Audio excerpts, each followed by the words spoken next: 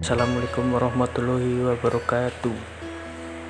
Perkenalkan, nama saya Rizal Fauzi, NIM 1917405-146, kelas 5 PGMIC. Di sini saya dari kelompok 3 akan menjelaskan sedikit tentang tata kalimat bahasa Indonesia atau sintaksis. Tata kalimat atau sintaksis. Sintaksis adalah pengaturan dan hubungan antara kata dengan kata atau dengan satuan-satuan yang lebih besar atau antara satuan-satuan yang lebih besar itu dalam bahasa. Satuan terkecil dalam bidang ini adalah kata. Apa lingkup kajian sintaksis? Lingkup kajian sintaksis terdiri dari kata, frasa, klausa, dan kalimat. Kata adalah satuan gramatik bebas terkecil yang bermakna. Jenis-jenis kata adalah kata penuh, kata tugas, nomina, promina, verba, adjektiva, numeralia, preposisi, konjungsi, dan adverbia. Kata penuh adalah kata yang secara leksikal memiliki makna, mempunyai kemungkinan untuk mengalami proses morfologis, merupakan kata terbuka, dan dapat berdiri sendiri sebagai sebuah tuturan. Yang termasuk kata penuh: nomina, verba, adjektiva, dan numeralia, pronomina.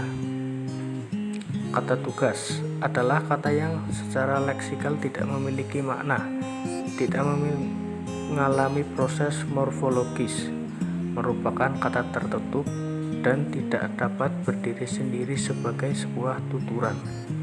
Yang termasuk kata tugas: preposisi, adverbia, konjungsi.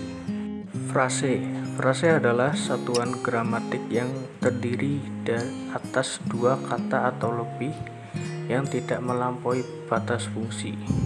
Ramelan 1986-142. Ada dua jenis frase berdasarkan distribusi unsurnya. Satu, frase hedon-sentrik yang terdiri dari frase atributif, frase koordinatif, dan frase opositif. Dan yang kedua adalah frase eksonsentrik. Frase hedon-sentrik adalah frase yang mempunyai distribusi yang sama dengan unsurnya, baik semua unsurnya maupun salah satu dari unsurnya. Contoh, dua orang mahasiswa sedang membaca buku baru di perpustakaan. Dua orang mahasiswa sebagai frase hedon-sentrik sedang membaca sebagai frase hedon-sentrik, buku baru sebagai frase hedon-sentrik. Selanjutnya frase koordinatif. Contoh, ayah dan ibu, bekerja atau belajar, suami istri. Frase atributif. Contoh, buku baru, sedang membaca, malam ini, sangat bangga. Frase apositif. Yogyakarta kota belajar. Frase eksosentrik adalah frase yang tidak mempunyai unsur yang sama dengan unsurnya. Contoh, di perpustakaan, ke sekolah, dari rumah. Jenis frase berdasarkan kategori inti frase. Frase nomina, mahasiswa baru, dosen muda. Frase verba, sedang makan, tidak belajar. Frase adjektiva, kemarin pagi, amat cantik. Frase numeralia, 5 botol, hanya 1, 11 saja. Frase preposisi, di kampus, dari desa ke kota. Klausa adalah satuan gramatik yang terdiri atas subjek dan predikat, baik disertai objek, pelengkap, dan keterangan ataupun tidak. Ramlan 1987 halaman 89.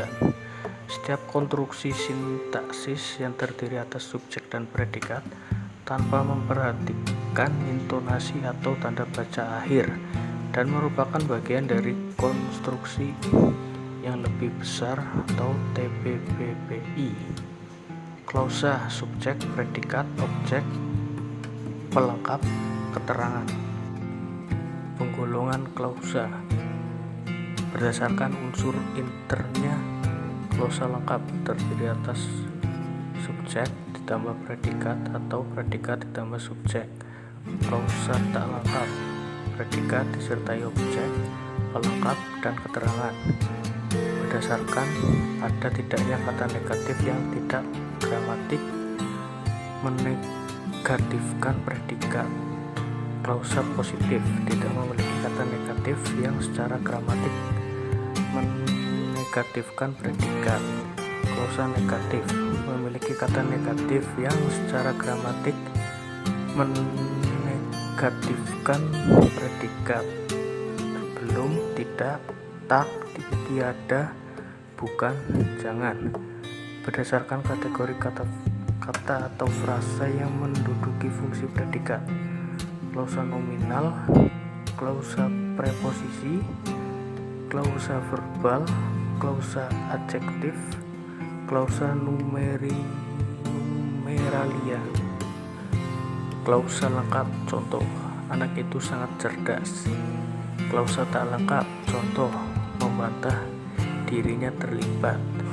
Klausa positif, contoh, mereka diliputi oleh perasaan senang.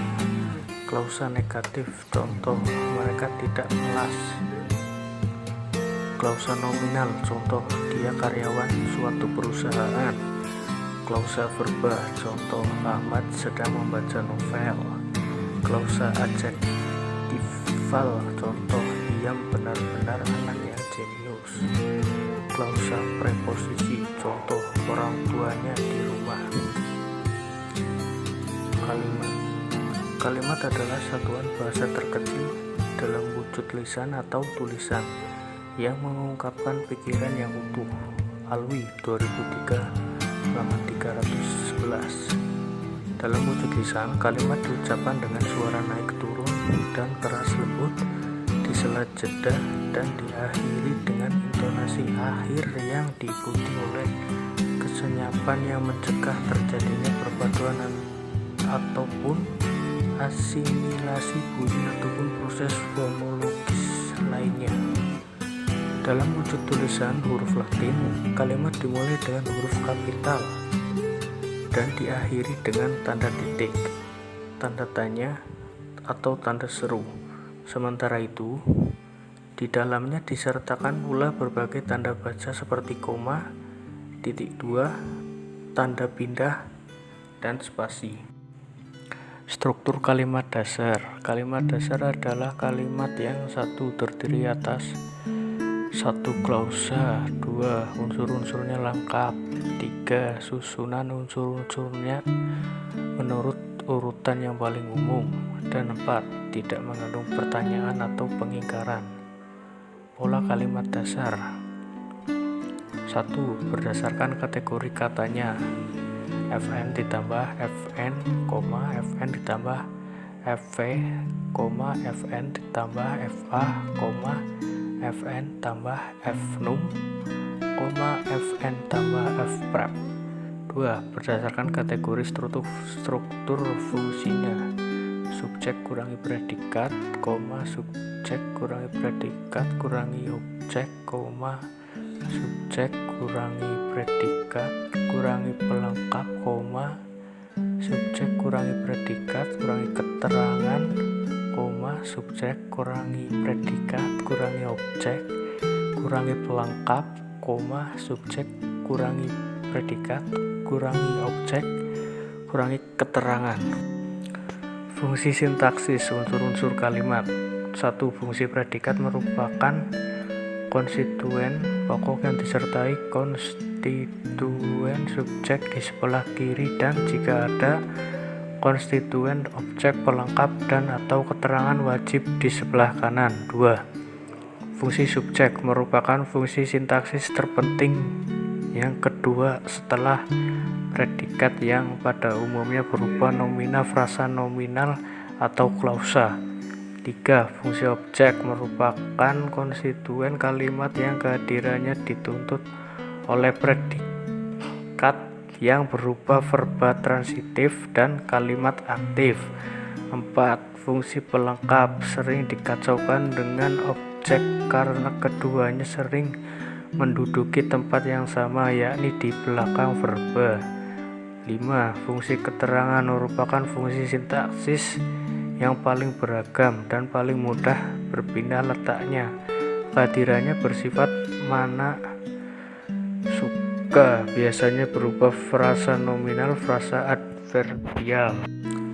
Jenis kalimat berdasarkan jumlah klausa, kalimat tunggal dan kalimat majemuk.